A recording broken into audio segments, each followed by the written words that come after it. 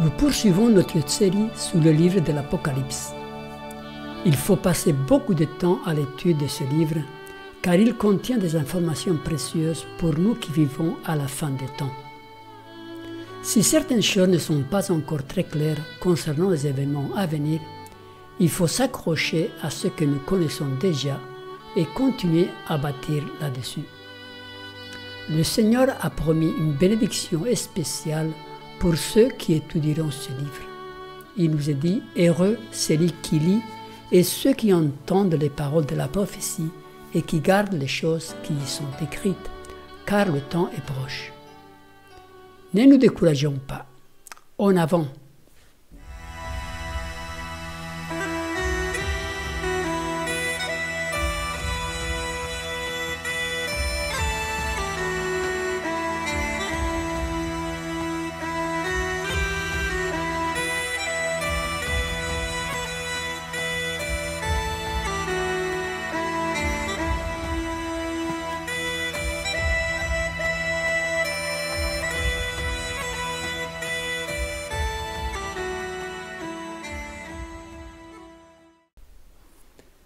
Les derniers événements.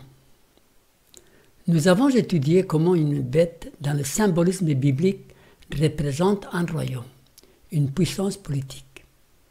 Dans les visions du prophète Daniel, il y avait 4 bêtes qui se succédaient et qui représentaient les différents royaumes qui allaient exister sur notre terre depuis la Babylone antique. Le lion qui représente Babylone, l'ours, l'empire médo-perse, le léopard, la Grèce, cette bête horrible et épouvantable qui représentait la Rome païenne.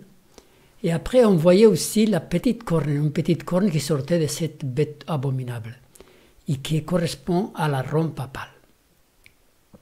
Les prophéties du livre de l'Apocalypse, qui doit être étudié ensemble avec le livre de Daniel, ne peuvent pas être en contradiction avec les prophéties de Daniel.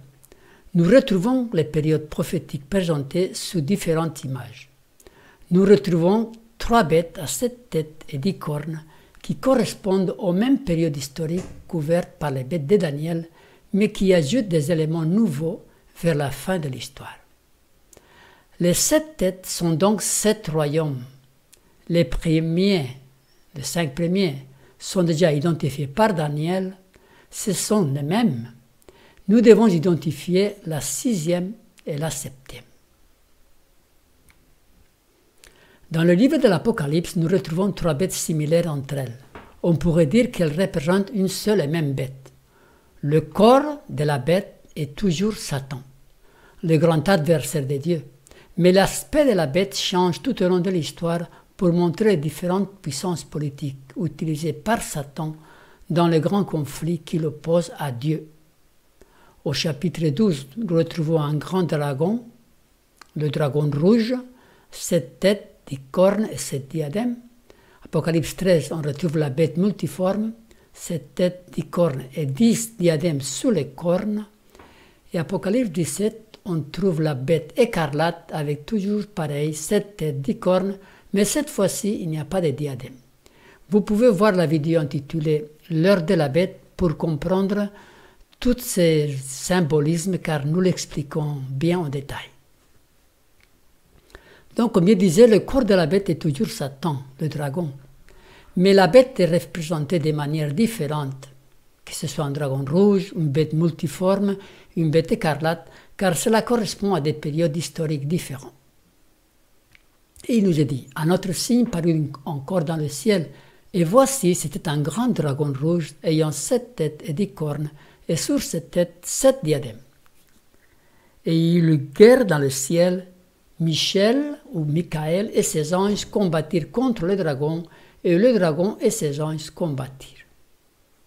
Ce verset nous permet d'identifier le dragon facilement. Michael, qui est Jésus, combattit contre le dragon Satan. La bête, c'est donc Satan, toujours Satan.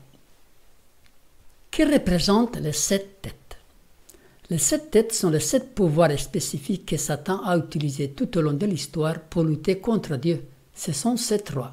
C'est ce qui nous est dit, Apocalypse 17. Les 7 têtes sont 7 montagnes sur lesquelles la femme est assise. Ce sont aussi 7 rois. Ces 7 têtes ont lutté contre le peuple de Dieu ou contre sa parole. Un exemple, voyez par exemple la bête qui monte de l'abîme, il nous est dit, la bête qui monte de l'abîme leur fera la guerre, les vaincra et les tuera, en parlant des témoins. Il a fait la guerre aux témoins qui est la Bible. Donc ces bêtes-là fait la guerre aux 2 témoins, à la parole de Dieu. Et toutes les 7 têtes ont lutté contre le peuple de Dieu, en commençant par Babylone, qui a pris Israël en captivité, jusqu'à la dernière tête qui va s'opposer à Dieu, à sa loi. Dans l'histoire et la prophétie, la parole de Dieu dépeint le conflit long et ininterrompu entre la vérité et l'erreur. La prophétie biblique ne décrit pas des conflits séculiers, mais uniquement le conflit long et ininterrompu entre la vérité et l'erreur.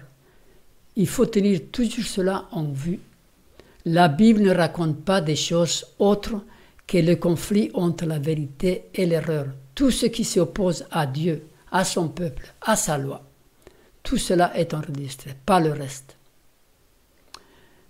Le livre de l'Apocalypse doit être étudié avec celui de Daniel. Ils sont complémentaires. Donc dans le livre de Daniel, nous trouvons 4 bêtes, ou 4 rois qui ont lutté contre Israël. Babylone, l'Empire médo-perse, la Grèce et la Rome païenne. Ensuite, l'Apocalypse nous parle des 3 autres bêtes ou rois qui allaient faire la guerre aux saints. La bête qui monte de la mer au chapitre 13, qui correspond à la Rome papale. La bête qui monte de l'abîme au chapitre 11, la Révolution française et la philosophie de l'humanisme qui dirige le monde actuellement. Et la dernière, c'est la bête à 2 cornes qui monte de la terre du chapitre 13, qui sont les États-Unis. Voilà les 7 têtes de la bête. Et dans les 3 bêtes de l'Apocalypse qui ont 7 têtes, ce sont toujours les mêmes. Il n'y en a pas d'autres. Première tête, voici un tableau. Première tête, Babylone, de 605 à 539 avant Jésus-Christ. Deuxième tête, l'Empire médo-perse, qui a pris la suite, 539-331 avant Jésus-Christ. La troisième tête, la Grèce, 331 à 168 avant Jésus-Christ. La quatrième tête, c'est l'Empire romain, 168 avant Jésus-Christ jusqu'à 476 après Jésus-Christ. Ensuite, de l'Empire romain est sortie la papauté, cette petite corne, donc c'est la 5e tête, la bête qui monte de la mer au chapitre 13. C'est la Rome papale, 538 à 1798 après Jésus-Christ. Ensuite, il y a eu la 6e tête, c'est la bête qui monte de l'abîme au chapitre 11, la Révolution française et la philosophie de l'humanisme, 1798 jusqu'à aujourd'hui. Nous sommes dans cette période-là de l'histoire. Et il y a encore une 7e tête qui va venir, la bête à 2 cornes qui monte de la terre du chapitre 13 des États-Unis. Et donc, celle-ci, elle va régner depuis la marque de la bête, parce qu'il y aura là une opposition directe avec la loi de Dieu, depuis la marque de la bête jusqu'à la fin. C'est la 7e tête. Et cette période est très courte. Donc, voyons la bête multiforme du chapitre 13. Dans le chapitre 13 de l'Apocalypse, nous retrouvons encore une de ces bêtes-là, avec les 7 têtes et 10 cornes. Elle a les caractéristiques de toutes les autres bêtes qui la précédaient dans l'histoire, ours, lion, léopard. Elle a aussi 7 têtes, c'est la même bête qu'au chapitre 12, mais dans une phase de l'histoire différente. Les 10 cornes de cette bête ont 10 couronnes ou diadèmes, représentant les 10 royaumes qui surgirent de l'Empire romain et sur lesquels cette bête avait le pouvoir. C'étaient des royautés sur lesquelles Rome dominait. La couronne est symbole de royauté. Cette bête, chapitre 13, elle a aussi une blessure sur une de ses têtes. Et justement, c'est la 5e. C'est la 5e tête qui correspond à la Rome papale qui a été blessée à ce moment-là. Car en 1798, la papauté a reçu une blessure mortelle de la part de Napoléon à la tête de ses armées. C'est la bête qui monte de l'abîme. Les autres caractéristiques de la bête nous facilitent son identité. L'arrogance, la période qui lui fut octroyée, 42 mois, 1261, etc. Tout cela nous permet de l'identifier sans aucun risque de nous tromper, car il s'agit de la puissance papale. Il est intéressant de noter la bête qui lui succède et qui aura un rôle plus tard pour qu'elle soit de nouveau adorée. Dans le même chapitre 13, nous retrouvons cette deuxième bête. Et elle, on fait référence à cette deuxième bête qui nous est décrite dans ce chapitre, séduisait les habitants de la terre par les prodiges qui lui étaient donnés d'opérer en présence de la bête, disant aux habitants de la terre de dresser une image à la bête qui, après avoir reçu le coup mortel de l'épée, était encore en vie. Donc, pour comprendre les derniers événements, nous devons étudier cette deuxième bête, car c'est elle qui va jouer le rôle principal. Étudions donc cette deuxième bête. 14 siècles avant que Colomb découvre le Nouveau Monde, un prophète biblique nommé Jean prédit déjà la montée de cette puissance, son rôle et son influence dans l'histoire du monde. Dieu, à travers l'histoire, a parlé par ses prophètes concernant le rôle des grandes puissances en rapport avec le destin de son peuple.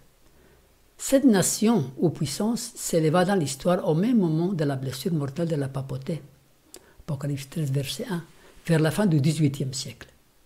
Il y avait quelque chose de différent dans cette puissance. Les autres bêtes sortaient de la mer, des pays et des peuples. Cette nation sort de la terre, qui par contraste fait référence à une région peu peuplée. Réfléchissez bien, quel pays pacifique était en train de naître dans un endroit pas très peuplé de la terre, aux alentours de 1798, au moment où la papauté reçut sa blessure mortelle. Une seule nation au monde remplit ces caractéristiques, les États-Unis. En seulement 2 siècles, elle est devenue la nation la plus puissante de la terre. Il est significatif que cette bête ressemble à un agneau et n'a pas de couronne sur ses cornes comme les bêtes précédentes. En d'autres termes, elle allait être une nation sans roi. Elle devait surgir d'un endroit peu peuplé de la terre au moment où l'autre bête recevait la blessure mortelle. Accomplissement prophétique exact. Elle serait une puissance démocratique car elle n'a pas de couronne, ce qui est un symbole de royauté. Elle deviendrait une puissance mondiale qui ferait que le monde entier adore la première bête et reçoive sa marque. Dieu, évidemment, utilise du symbolisme pour nous montrer le rôle que ce pays allait jouer dans les derniers événements de l'histoire. Quel privilège de vivre dans un pays où le statut de la liberté est le symbole de liberté dont on peut jouir. Mais ceci ne sera pas toujours ainsi. Le reste de l'histoire n'est pas très agréable à entendre. Le temps viendra quand cette puissance, avec l'apparence d'un agneau, parlera comme un dragon. Il nous est dit, j'ai vu notre belle montée de la terre, donc cette deuxième, qui avait 2 cornes semblables à celles d'un agneau, et elle parlait comme un dragon. Quelque part dans l'histoire, il y aura un changement dans la façon de gouverner aux États-Unis. En fait, c'est déjà en train de s'accomplir. Les pays parlent à travers leurs lois. À travers l'histoire, le dragon a toujours parlé par la persécution. La prophétie nous dit, elle exerçait toute la puissance de la première bête en sa présence, elle faisait que la terre et ses habitants adoraient la première bête, dont la plaie mortelle avait été guérie. Aussi incroyable que cela puisse paraître, le caractère persécuteur de la puissance papale sera reproduit dans cet agneau devenu dragon. Elle fera que toute la terre adore la première bête. Vous allez peut-être me dire, ceci n'arrivera jamais dans le pays de la liberté. Les Américains ont leur constitution qui garantit leur liberté.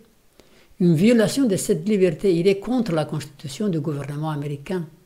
Une telle chose pourrait arriver si les principes de liberté religieuse étaient abandonnés ou changés.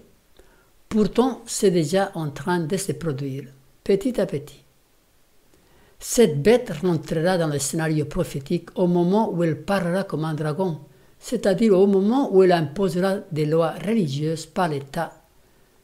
C'est ce que la Bible appelle faire une image à la bête qui avait la blessure de l'épée et qui vivait. Une image ou une ressemblance à ce que la papauté a fait durant le Moyen-Âge, où l'État dictait des lois religieuses. Le règne de cette puissance sera court de durée, d'après Apocalypse 17, verset 10. Et puis, au chapitre 17 de l'Apocalypse, nous retrouvons la dernière bête. C'est vraiment les derniers événements. Il nous est dit, il me transporta en esprit dans un désert, et j'ai vu une femme assise sur une bête écarlate, pleine de noms de blasphème, ayant 7 têtes et 10 cornes. Cette bête est la même qu'au chapitre 13, dans une autre phase de l'histoire. Cette fois-ci, elle n'a pas de couronne ou diadème, signifiant que le temps de cette bête n'est pas dirigé par des rois, mais par des pays démocratiques. Symbolisme de la femme. Cette femme était vêtue de pourpre, d'écarlate et parée d'or, de pierres précieuses et de perles. Elle tenait dans sa main une coupe d'or remplie d'abominations et des impuretés de sa prostitution. Sur son front était écrit un nom, un mystère. Babylone la grande, la mère des impudiques et des abominations de la terre. Dans la Bible, une femme représente une église. Une femme pure représente une église pure. Une femme débauchée représente une église apostate. Lisez Ésaïe 54, verset 6. L'Éternel t'a appelé comme une femme délaissée, affligée d'esprit, comme une épouse de la jeunesse qui aurait été répudiée, dit ton Dieu. Et la femme débauchée, à Jérémie 3, verset 20, comme une femme est infidèle à son compagnon, ainsi vous m'avez été infidèle, maison d'Israël, dit l'Éternel. Ou Ézéchiel 16, 32, tu as été la femme adultère qui reçoit les étrangers à la place de son mari. Osée 1, verset 2, l'Éternel dit à Osée, va, prends une femme prostituée et des enfants de prostitution, car le pays n'est fait que se prostituer loin de l'Éternel. La femme est donc une entité religieuse. Dans le cas présent, elle est appelée la grande prostituée au chapitre 17. Donc il s'agit d'une église corrompue, impure. Voyons quelques détails. Apocalypse 17, verset 1. Puis un de ces anges qui tenait les 7 coupes vint et il m'adressa la parole en disant, viens, je te montrerai le jugement de la grande prostituée qui est assise sous les grandes eaux. Elle est assise sous les grandes eaux, c'est-à-dire elle exerce un pouvoir despotique sur beaucoup de peuples et des nations, car selon Apocalypse 17, verset 15, les eaux est le symbole des peuples et des nations. Puis au verset 2, c'est avec elle que les rois de la terre se sont livrés à l'impudicité et c'est du vin de son impudicité que les habitants de la terre se sont enivrés. Donc, c'est avec elle que les rois de la terre se sont livrés à l'inconduite ou à l'impudicité. C'est-à-dire les dirigeants politiques du monde ont fait des alliances illicites avec cette Église dans le but de régner et d'opprimer tous ceux qui ne voulaient pas se soumettre à son sceptre. Le temps et l'espace nous manqueraient si nous devions citer toutes les alliances secrètes qui se sont forgées au long de l'histoire entre la papauté et les rois de la terre, en commençant par le roi de France, Clovis, au VIe siècle de notre ère, et en finissant par le président américain Ronald Reagan et le dirigeant soviétique Mikhail Gorbatchev à la fin du XXe siècle.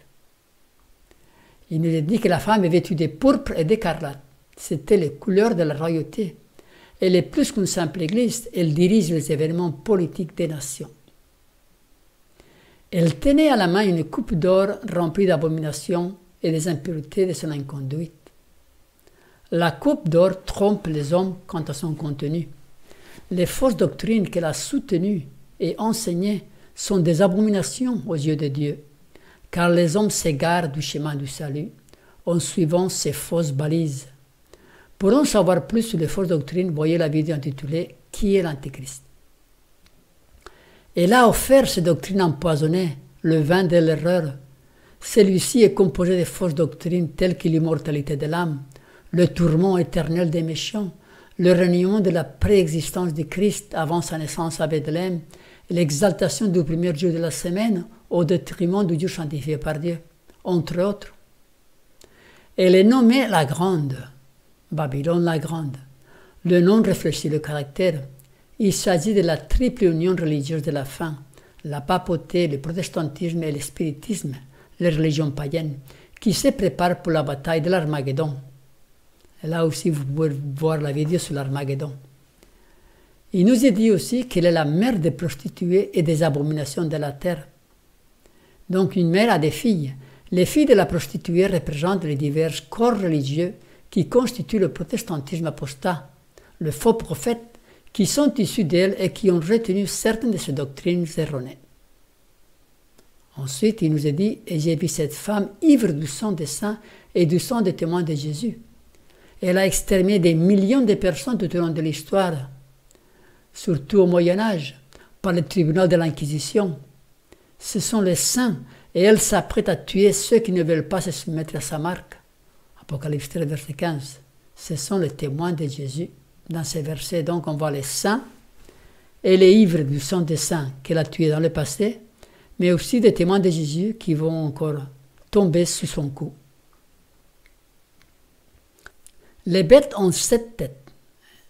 C'est clair, c'est toute l'histoire. Mais la dernière bête d'Apocalypse 17, il nous parle d'une puissance qui viendra à la fin régner avec la 7e tête comme un 8e roi.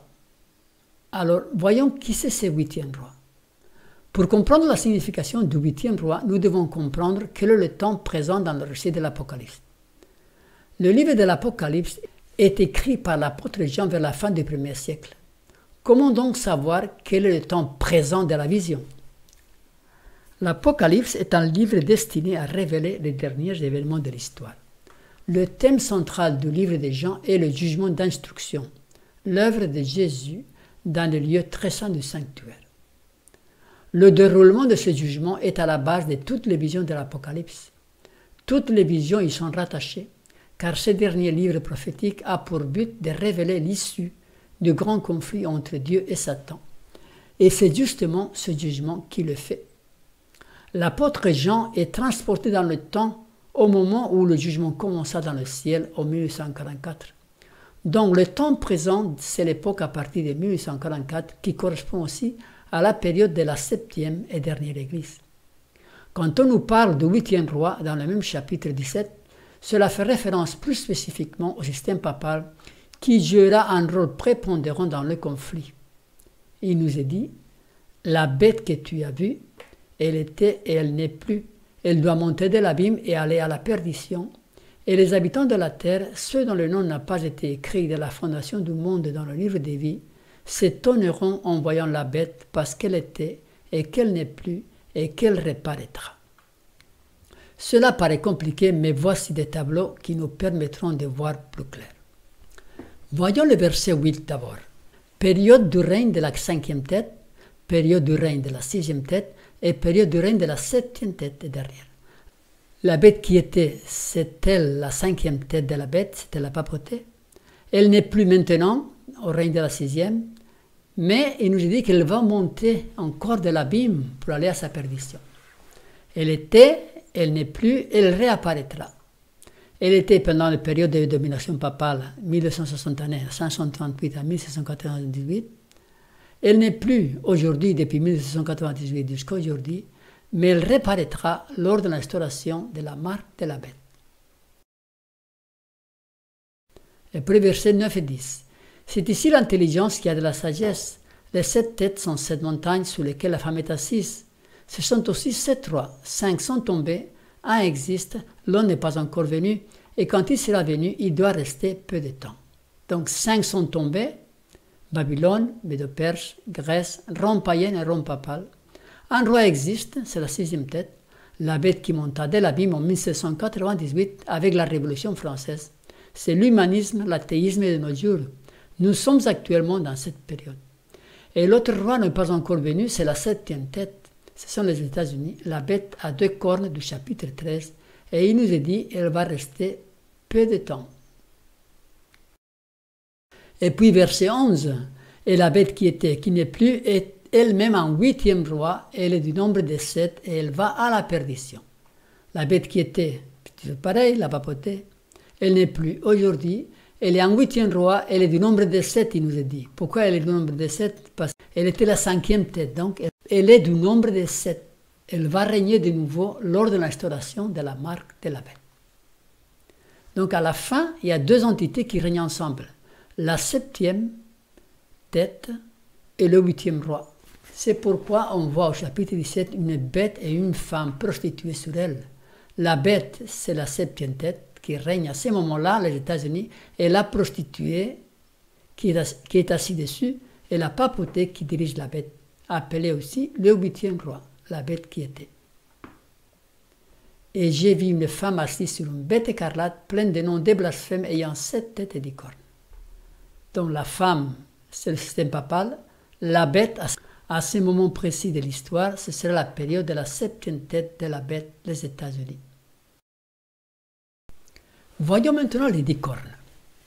Daniel avait vu la montée de la 4e bête qui avait 10 cornes, et cette bête est la dernière dans les visions prophétiques de Daniel, car depuis l'Empire romain et jusqu'à la fin des temps, cette bête aura toujours 10 cornes. Les bêtes de l'Apocalypse, quant à elles, changent légèrement d'aspect extérieur. Les bêtes qui ont lutté contre Israël avant la venue de Jésus n'ont pas de cornes. Pourquoi? Parce qu'il s'agissait d'un seul pouvoir. Prenons Babylone comme exemple. C'était Babylone qui luttait contre le peuple de Dieu. Israël était une seule nation. Mais avec la naissance de l'Église chrétienne, qui va se répandre dans tous les pays du globe, celle-ci va être persécutée non pas par une entité unique, mais par différents rois. Dès là, les 10 cornes, qui représentent les rois de la terre, que Satan va utiliser aussi pour attaquer le peuple de Dieu. Le chiffre 10 n'est pas forcément littéral, mais symbolique. Il représente la pluralité ou la totalité. Daniel 7,24 nous disait « Mais les 10 cornes sont 10 rois qui s'élèveront de ce royaume, et un autre s'élèvera après eux, qui sera différent des premiers, il abattra 3 rois. » Les 10 rois s'élèvèrent de l'Empire romain, la 4e tête de la bête, et ils seront toujours sur la bête jusqu'à la fin. Par exemple, dans les persécutions de la papauté envers les chrétiens, nous voyons bien ceci. La papauté est la 5e tête de la bête à ce moment-là de l'histoire, et les 10 cornes sont les différents rois qui ont soutenu l'Église romaine. Ce n'était pas un roi seulement, car dans chaque pays, il y avait différents rois. Puis j'ai vu monter de la mer une bête qui avait 10 cornes et 7 têtes, et sur ces cornes 10 diadèmes, et sur ces têtes des noms de blasphèmes. Les 10 cornes, si on devait les placer dans un dessin, ici dans le chapitre 13, seraient sur la 5e tête de la bête, c'est celle qui monte de la mer, car c'est à ce moment-là précis que les 10 cornes ont aidé la papauté dans sa politique. Voyez maintenant les diadèmes ou les couronnes. La bête du chapitre 12 porte 7 diadèmes sur les 7 têtes. C'est la vision générale de l'histoire. Satan dirige chacun de ces 7 pouvoirs pour s'opposer à Dieu ou à son peuple. Ils portent des diadèmes royaux car ils ont régné. La bête du chapitre 13 porte 10 diadèmes ou 10 couronnes sous les 10 cornes. C'est l'époque de transition entre la Rome païenne et la Rome papale. La division de l'Empire romain donna naissance à 10 royaumes, ce sont les 10 cornes, dirigés par 10 rois, ce sont les 10 diadèmes. Sur cette bête du chapitre 13, les 10 cornes sont sous la 5e tête. Ces cornes furent des royautés qui ont soutenu le pouvoir papal dans sa lutte contre le peuple de Dieu. La bête du chapitre 17 ne porte pas de diadème. C'est l'époque finale de l'histoire où il n'y a plus de rois, mais ce sont des régimes politiques démocratiques sans roi. Les 10 cornes, à ce moment-là, sont sous la 7e tête, la bête qui monte de la terre, les États-Unis, puisque c'est à ce moment précis de l'histoire que les 10 rois rentrent en action. Ce sera une forme de gouvernement différente des rois de l'époque médiévale. Ce sera le gouvernement mondial. Le chiffre 10 dans la prophétie biblique n'est pas forcément littéral, mais il indique la totalité, tous les rois de la terre. Apocalypse 16, 14, car ce sont des esprits de démons qui font des prodiges et qui vont vers les rois de toute la terre afin de les rassembler pour le combat du grand jour du Dieu Tout-Puissant. Les rois de toute la terre, donc ici, dans cette expression, correspond aux 10 rois, aux 10 cornes du chapitre 17. 10, ce n'est pas forcément littéral, mais ça implique la totalité. Les rois de toute la terre sont représentés par ces 10 rois, qui vont régner à la fin. Conclusion. Dieu s'efforce de plusieurs manières, par des prophéties différentes, de faire comprendre aux êtres humains l'enjeu du grand conflit qui sévit dans l'univers. Il veut que tous les hommes soient sauvés, mais il ne peut pas les forcer à l'obéissance. Chaque homme et chaque femme de cette planète doit prendre une décision basée sur le libre arbitre, octroyé par un Dieu merveilleux et puissant, un Dieu d'amour et de liberté. Nous avons exposé les lignes prophétiques qui conduisent l'histoire et nous avons identifié ses acteurs. Nous avons établi le temps dans lequel nous vivons. C'est à nous maintenant de faire comme les Béréens d'autrefois, qui eurent des sentiments plus nobles que ceux de Thessalonique, et ils reçurent la parole avec beaucoup de promptitude, examinant tous les jours les Écritures pour voir si ce qu'on leur disait était exact. Les événements politiques actuels montrent que la prostituée est en train de monter sur la dernière bête. Elle va diriger les affaires du monde à ses fins. Nous savons que le temps octroyé à cette dernière bête est court, car il est dit qu'elle restera peu de temps. D'un autre côté, les 10 rois sont déjà unis et prêts à suivre cette dernière bête. Tout est prêt. Nous sommes au seuil d'événements grands et solennels. Beaucoup de prophéties doivent s'accomplir dans une succession rapide. Tout élément de puissance doit être mis en action. L'histoire se répétera. Des vieux conflits ressurgiront à une nouvelle vie, et le danger assiégera les enfants de Dieu de tous côtés. La violence est en train de prendre possession de la famille humaine. Étudiez l'Apocalypse en relation avec Daniel, parce que l'histoire se répétera. Alors que nous approchons de la fin de l'histoire du monde, les prophéties qui sont en relation avec les derniers jours exigent notre étude spéciale. Le dernier livre du Nouveau Testament est plein de vérités que nous avons besoin de comprendre. Satan a aveuglé l'esprit de beaucoup pour qu'ils acceptent avec joie n'importe quelle excuse pour ne pas faire du livre de l'Apocalypse leur thème d'étude. Résumons. Les bêtes symbolisent des puissances politiques. Les bêtes de Daniel et de l'Apocalypse représentent les mêmes entités. Le livre de l'Apocalypse ajoute des détails car il révèle les derniers événements de l'histoire. La femme représente une église, une femme pure, une église pure, une femme débauchée, une église corrompue. Le chapitre 17 nous montre la transition entre les dernières bêtes, représentées par la 6e, la 7e et le 8e roi. Nous sommes dans la ligne finale, le dernier sprint. Bientôt les portes de la grâce se fermeront pour l'être humain. La destinée éternelle de chacun sera fixée pour toujours.